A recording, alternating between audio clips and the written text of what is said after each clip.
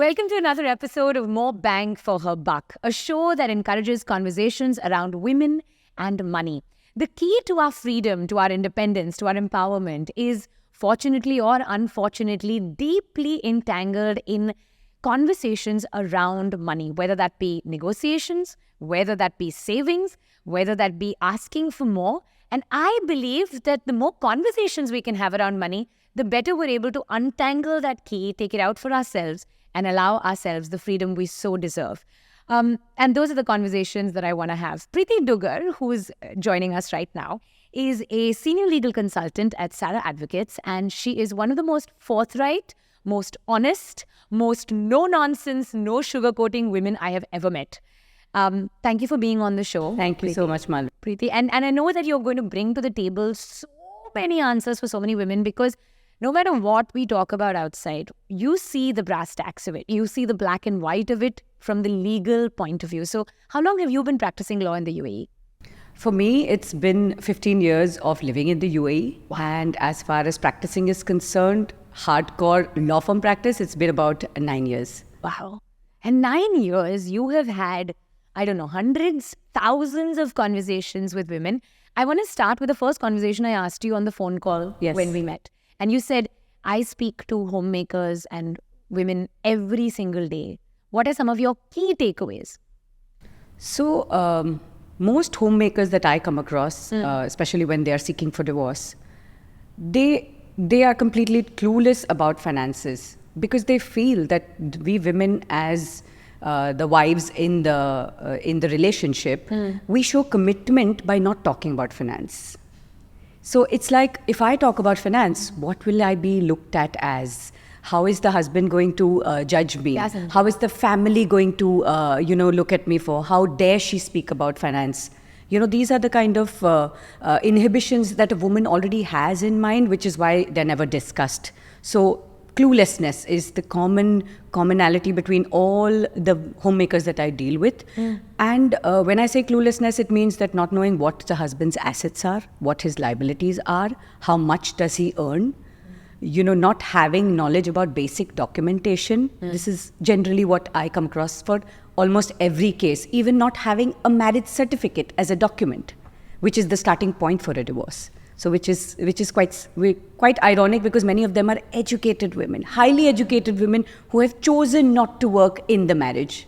I want to actually talk about that, because I feel like sometimes we think that there must be people like who have not graduated, or who don't have an education, or who are in a particular socio-economic strata that we're talking about. But I am so sure that your conversation, this cluelessness, has nothing to do with the actual bank balance. There are millionaires and billionaires who are clueless, and there are people making 2,000 dirhams a month and still clueless. Yes. And I sometimes actually feel it's ulta. Like, the richer you get, the more money in the bank, the more the value and the assets of the family, the more clueless you become. Yes, that's Am I right? Because there's so much of dependency, and it's like an understanding which is like unsaid. It's just there. You're absolutely relying on the husband, because it's like, why do you need the money? Your house is paid for, rent is paid for, your children's education is paid for, all your expenses, you have a supplementary card, you can go shopping. So the first question that you have to reason out with your husband is like, everything is paid for. Why do you need the money? So people forget that the women itself forget that it's so important to have your own money, the money that you call it your own, and use it for reasons that you don't need to answer anyone for. You can save, you can invest, you can do charity, or you can pay for your own parents, your own siblings, without having to go to your husband to ask for that money. If I could get a tattoo on my forehead, if I could wear a t-shirt all day long that said, get your own account, I would do it. Yes, absolutely. Yeah, and I feel like, to anybody watching this, just get your own account. It is a non-negotiable. Yes. It is something I wish someone had told me when I was 21. It's something I wish someone had told me when I was 31. It's what I want to, I honestly, like, do you see this a lot as well, where you just want to tell people, get your own account? That means a place where you can put your own financial freedom, you can make your own decisions, you can take your own calls without consultation, advice, whatever it might be. Absolutely. In fact, I have had clients who have come to me with no money, in spite of having rich husbands, but no control over any money on their own. They've gone and sold their own gold bangles to go sell it, come back, pay me the fees, and start the divorce proceedings. because it's like I keep motivating women clients, where you say that you are saving, you buy gold to save for a rainy day. And I'm like, your rainy day is right here. What are you waiting for?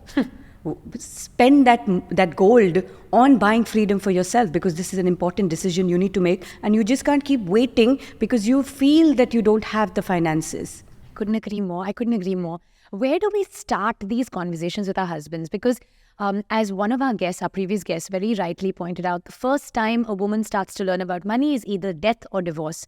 And that is so unfortunate. We are unable to have these conversations when the marriage is still going. And to all the women who are watching this who feel, I'm never going to get divorced. I mean, this is my man for life. This is my partner for life. Is it still important to have the conversation? Number one, how can I start having the conversation? Number two. And number three, can I ask for a salary even if I'm not working? Can we break down the question? Yes, let's starting with the first. Let's start with, how do I have the conversation? So, no, first I'll answer, when do we have the conversation? When do we have the conversation? Yes. Yeah. So, in an idealistic situation, before deciding that you are going to get married, of course, it's like something that you need to address the elephant in the room right away. Finance is something. And in fact, I would say it's a red flag if you see that the prospective husband is not taking the finance topic in the right stride. That itself is a red flag. You know where it's going to go eventually. And the fact that you feel that this is going to be my ideal husband, I'm never going to get divorced. Divorce is something like death. You cannot ever imagine when it's going to come, how it's going to come. Expecting to get divorced. Exactly. Right? Yeah. But I really want to talk about this, because what does this red flag look like? A lot of women are watching this right now, going out on that date, and they are like, "Nahi, ye to red flag nahi hai na." Like, So I'll tell you in my own personal experience, especially I come from a Marwari family, conservative, parents look for the boy, you sit in front of the this lighting, you're looking fair here, you wear this color, you look nice, all of that. I've been through all of that. However, I feel again it's the conditioning of the woman's mind on their own, which they don't realize. I'm not blaming them for. That's how our community, how our upbringing and customs have been, and that's how our mothers have been. So, for example, I'm an educated person, and if I am looking into an arranged marriage proposition, if I ask this question to my in-laws or to my husband, will I be allowed to will I be allowed to work? And for example, he said, yeah. And then I go tell my friends, you know what, my husband and my family, they're so forward, they're going to allow me to work. To me, that question asking is wrong. Who, anybody else but you is going to allow you to get to work after marriage? Your husband is not supposed to be giving you the permission. Your in-laws are not supposed to be allowing you to work after marriage. It's your choice. It's and your you decision. Expect your husband to support your decision. Yeah. So the mindset again is very wrong. You're not supposed to be seeking for allowance from somebody. That's where I'm trying to say that it's the women need to change the way they approach the relationship. Absolutely. And have that conversation before you get married. Absolutely. I wear it on a t-shirt, tattoo it on my forehead. But I want to talk about this thing of salary, right? I was speaking to a very interesting person who said, think of it like this. If the husband, if you're in a relationship where you're a homemaker, he is the CFO, you are the COO. You're taking all the operating decisions of the business, right, of the household. You're deciding how much will the laundry guy get paid, how much will your kids' education cost, and he's the one who's bringing the money to the table. So, should you ask for a salary? And when I say salary, I'm not talking about money to make the household run. I'm talking about money just for you, because that's how it would work in a team. If my team member is negotiating for a salary with me, it's not for her budget for marketing. Correct. It's for her salary for her, right? So, does that happen? Should we do it? How much should we do it? Sorry to say, but again, I do not agree with the question. The way you're asking the question is wrong. Okay, please tell me how to ask it. When does a salary come into the picture? Employer, employee. Am I the employee of the employer, the husband, that I'm asking for a salary? Okay. No, I am not. Okay. So the word salary is wrong. Okay. We've been commemorated with this designation of being the life partner. So we are partners. Extremely valid. So equality is something that needs to come on the table. So when I say that you are paying for the expenses for running the house, as you said, and the COO taking the operational decisions of the house, of the family, of the kids, and I have given up my prime time, my enthusiasm during my young adult age to work in spite of the fact that I am educated. What about the cost for the opportunity lost? I have lost that time. So when I say that what should be the salary? No, it should be nothing but equal. There should be an amount that needs to be openly discussed. And this is an amount that is non-negotiable to be transferred to my account on a monthly basis, which I don't need to give any account for. I don't need to explain to anybody but myself. Do you see this a lot? Do a lot of women ask for this in your experience? No, they don't, which is why they come to me. They don't. They absolutely don't, which is why I actually, no, so just to explain to you, when women come to me, I try to analyze that how well thought is their decision. Because it's not like anybody who comes to me, okay, I want to go for divorce, like, yalla, let's go, I'll file for you. No, that's not how I approach a client, because I want to make sure that the decision is something that she will follow through with. And marriage is something which is delicate. It is emotional. It is. And I have managed to save some marriages too. When they've come for divorce, we have turned it around. It has happened. Because sometimes it's just a conversation. Sometimes it's something that, the subject has to be hit hard to the husband to be like, okay, now, oh my God, Let me get this back woman together. is serious. She can really go through with a decision as hard as divorce. So it does, does take a U-turn at times. So in terms of the last question that you asked, can you repeat?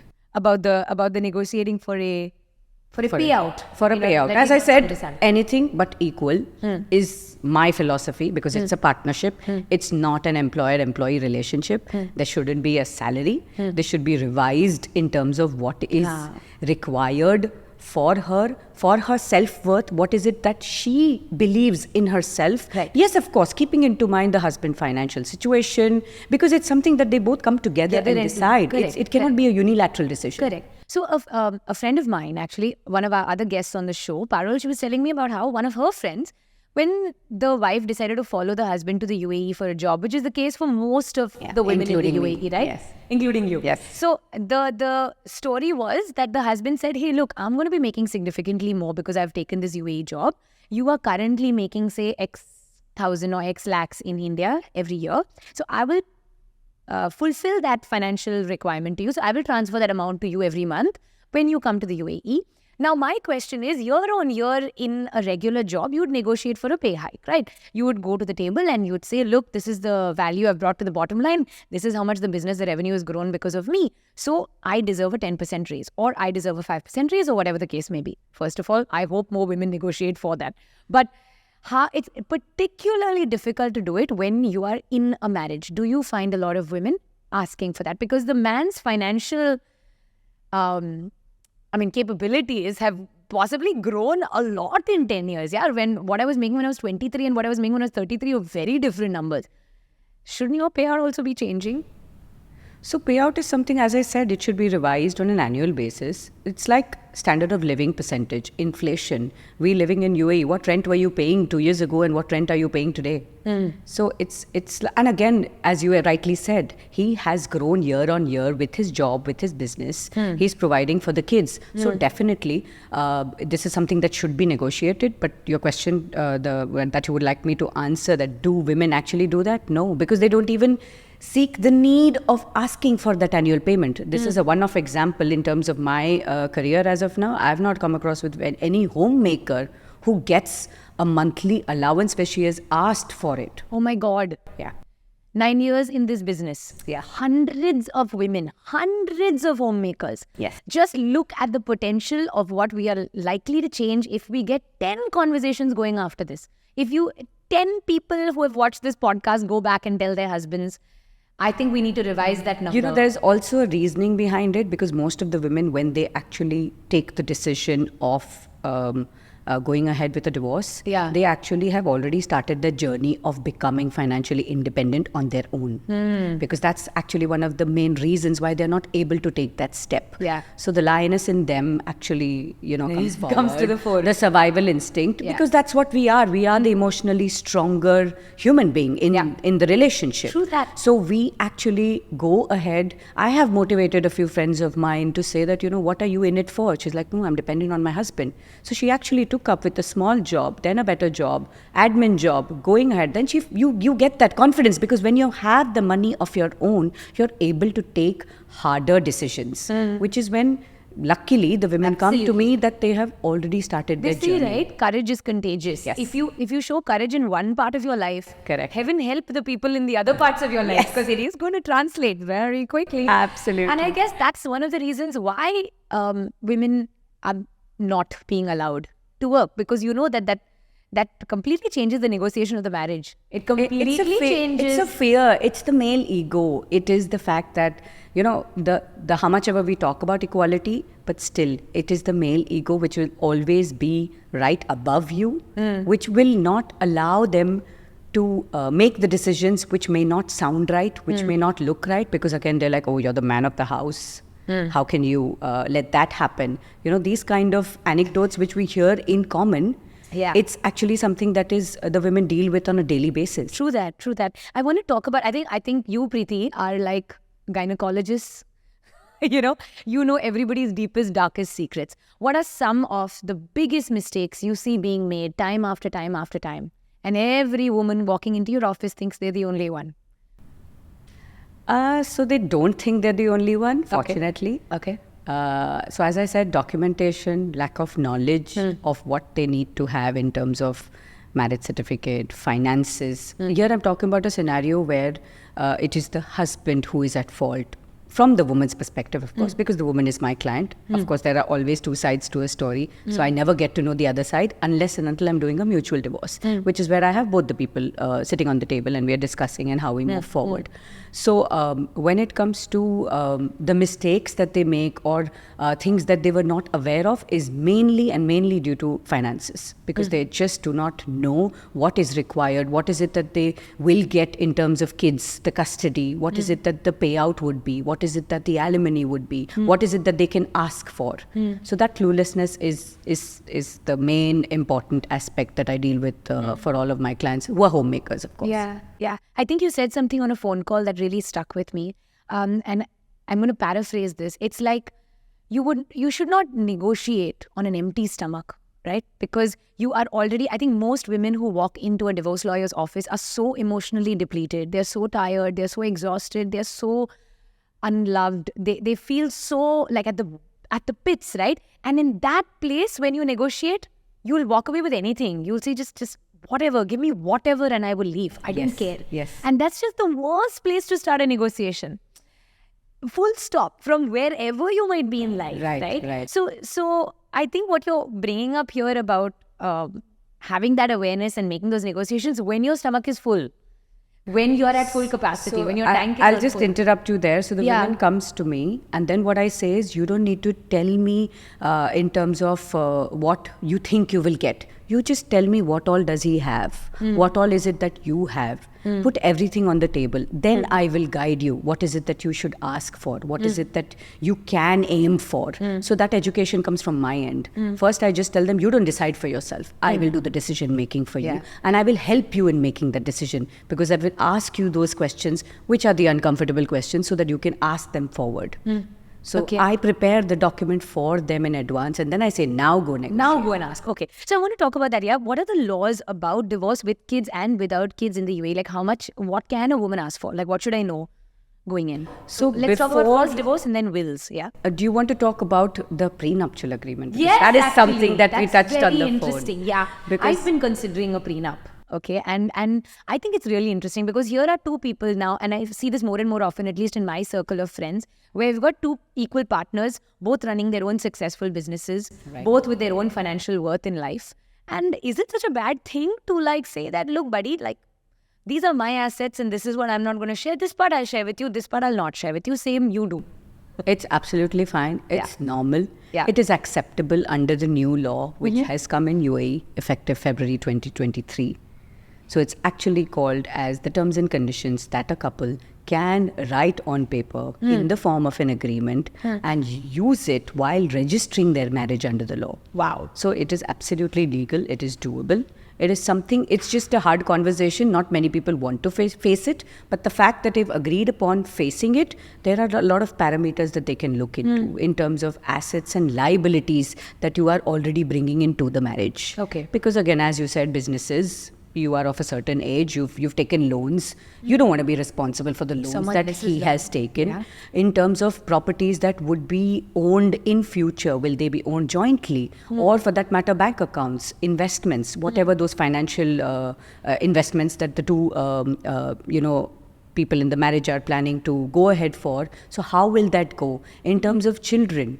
For example, if they have children, who will be responsible in case if a divorce happens? What will happen in case if there are any sort of specific expenses that they have decided that, okay, this is my expense, I will bear it, this is your expense, you bear it. Every time I bring up this conversation, right, Priti, and I find it so refreshing, the clarity with which you have it, is people say, but why, yaar? Like, it's love, it's marriage, it's not a transaction. Why you do treat it like a business? What is your defense of that? So I would say the fact that you are taking up marriage, and especially in today's world where we are talking about empowered women, and we will talk about millennials also for that matter, the way their thought process is, they keep doubting their decision. They take their own time to come to the commitment level.